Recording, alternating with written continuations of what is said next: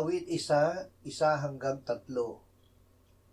Mapalad ang taong hindi lumalakad sa payo ng masama, ni tumatayo man sa daan ng mga makasalanan, ni umuupo man sa upuan ng mga manunuya, kundi nasa kautusan ng Panginoon ang kanyang kagalakan at nagbubulay-bulay araw at gabi sa kanyang kautusan.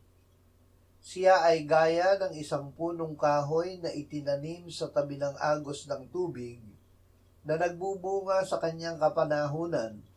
Ang kanyang dahon na may hindi nalalanta, sa lahat ng kanyang ginagawa ay nagtatagumpay siya. Maging masunurin sa Diyos. Sinabi ng Diyos, kung kayo'y sasang-ayon at magiging masunurin, kayo'y kakain ng mabubuting bagay ng lupain. Magagawa natin ito kung tayo ay magpapakagalak sa Diyos at laging magbubulay-bulay ng kanyang salita. Sa ating pagsang-ayon at pagsunod sa Diyos ayon sa kanyang salita, tayo ay tumatayo na nakatanim sa grasya ng Diyos at nagiging mapamunga at matagumpay ayon sa kanyang sinabi.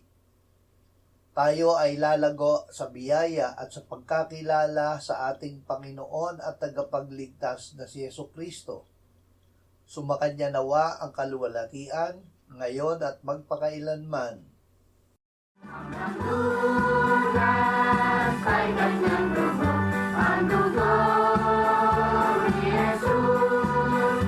Ang lunas ay kanyang dugo, ang dugo